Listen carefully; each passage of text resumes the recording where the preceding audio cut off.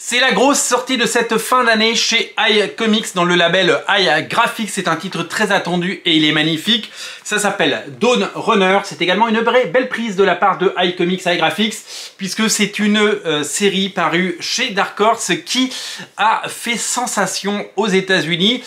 Très peu de titres, vous le savez, en comics, au-delà évidemment des Lock and Key et des Tortues Ninja chez iComics, et Rick et Morty chez iComics, mais des titres de qualité. On se souvient évidemment de la sortie de Kali, sortie plus tôt dans l'année.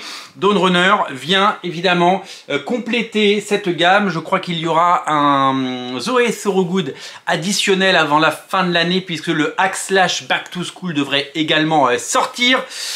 Peu de titres, mais des titres sélectionnés, triés sur le volet et travaillés avec cette magnifique édition. Si vous voyez la taille de l'album qui a du mal à rentrer dans l'écran, et bien tout simplement c'est le nouveau format, un format adapté. Un format qui va enfin pouvoir permettre à ces titres de sortir du lot, puisque vous le savez, les précédents titres comme It's Lonely at the Center of the Earth ou Kali sont sortis chez iGraphics, donc dans cette nouvelle collection, mais bénéficiaient d'un petit format. Là aux États-Unis, c'était un format plus grand pour Kali par exemple. J'ai pas compris pourquoi c'était un format comme ça, surtout que vous le savez, les prix chez iComics ne sont pas petits et que on aurait aimé avoir un grand format pour ne serait-ce que se rendre compte de la beauté du travail, des pages et du talent de son dessinateur Robert Samelin. Donc du coup ils ont appris, ils ont corrigé ça puisque le troisième titre de la collection iGraphics, regardez, eh ben, il est beaucoup plus grand. C'est un super format, un grand format magnifique, et ça c'est le format de l'édition couleur parce qu'il y a une édition collector noir et blanc qui sort en même temps, une édition qui coûte je crois 50 €, c'est pas cher, et c'est une collection qui eh bien, devrait plaire aux passionnés et aux collectionneurs. Mais je vous rassure, l'édition en couleur qui est beaucoup plus abordable, eh bien, est elle tout aussi jolie. Dawn Runner est une série de Ram V, une mini-série, donc une histoire complète, qui, vous connaissez Ram V parce que c'est un auteur qui a déjà sorti des bouquins chez iComics, notamment This Savage Shore, qui je crois a été un succès assez intéressant. Et c'est également dessiné par Evan Kegel, un dessinateur que je ne connaissais absolument pas avant ce projet. Vous allez découvrir son talent qui va vous exploser au visage puisque c'est vraiment un dessinateur hors pair. Il faut savoir que les dessinateurs ensemble vont travailler sur une série, on a déjà vu quelques pages sur les réseaux sociaux, une série New Gods apparaître chez DC Comics. Sans nul doute que cette série sera magnifique et de qualité.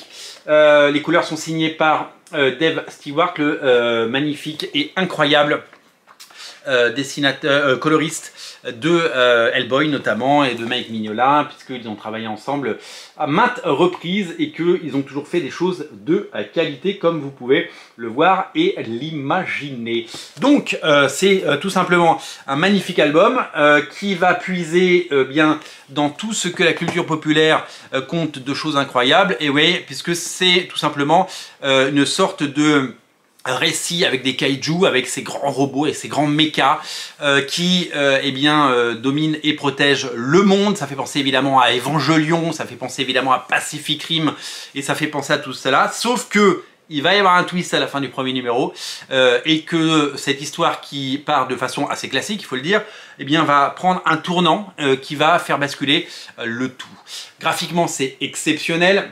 Les couleurs sont superbes, les dessins sont incroyables, l'histoire est très bien. Ram V, on en a parlé rapidement tout à l'heure, mais c'est un scénariste qui monte, hein. Il a fait du Detective Comics récemment, il a eu un énorme succès avec Layla Starch dans la grande collection Urban, et puis le Festin de Rubin est également un de ses gros succès en ce moment, puisque le titre on le voit absolument partout, et fort du succès de Layla Starr, vu qu'il a travaillé avec le même dessinateur Gabriela Andrade, eh bien, eh bien, c'est quelque chose qui est très mis en avant, même si j'ai tendance à préférer Layla Starr. Moi, je ne suis pas fan de tout ce que fait ce scénariste, mais là-dessus, on peut dire qu'il a été inspiré. J'ai eu la chance de lire ce récit, eh bien, en version originale, puisqu'il est sorti il y a quelques mois en version originale. et qu'enfin la belle édition française eh bien, nous arrive et permet d'être découverte. Le prix a toujours été un problème chez iComics, vous le savez, bien que iComics fasse partie d'un énorme groupe, hein, ça appartient à Brajlon et Brajlon appartient au groupe Hachette. Chaque titre doit avoir sa propre rentabilité d'après ce que j'ai compris, et les prix sont souvent assez importants, et c'est vrai que payer eh bien, pour un album d'une taille de comics un prix très cher, c'est quelque chose d'assez compliqué, mais quand c'est un très bel album comme ça, d'abord ça va lui donner sa chance, ça va évidemment lui permettre d'exister, et on en a un petit peu plus pour notre argent parce que l'objet, le livre est magnifique, et qu'il ne faut jamais négliger la qualité de l'objet. Avec ce format, c'est un bouquin qui risque aussi de sortir du rayon comics pour se retrouver sur les tables de mise en avant. Si c'est le coup de cœur de certains libraires qui le pousseront, il a plus de chances d'exister et peut-être de faire un succès. Alors on n'est pas à se dire il faut absolument que iComics fonctionne, sinon ça n'existera plus. Voilà, ça appartient à un grand groupe, hein, vous le savez. Il y a des succès, les Tortues Ninja marchent bien, et puis il y a des très belles sorties Tortues Ninja à venir, avec notamment la nouvelle série de Jason Aaron qui arrivera en début 2025. Pour l'heure, c'est véritablement d'ailleurs, on a appris que c'était Juan Ferreira qui allait faire les Tortues Ninja, et ça c'est quand même super cool. Juan Ferreira, le fabuleux dessinateur qui a fait du Spider-Man par 2 fois et qui arrive maintenant sur les Tortues Ninja. Donc Dawn Runner est un récit à ne rater sous aucun prétexte. Magnifique album, histoire complète, des auteurs de talent, et donc voilà, quelque chose de pas très engageant sur la durée, parce que c'est un one-shot tout simplement, et que c'est à découvrir d'urgence. Je vous invite à découvrir cet album chez votre libraire, il est désormais disponible. Je vous invite évidemment à eh bien, vous abonner à Radio Comics si vous aimez le contenu que je vous propose, et on se retrouve très bientôt pour de nouvelles vidéos et de nouveaux albums de qualité. Je vous dis à très bientôt, salut.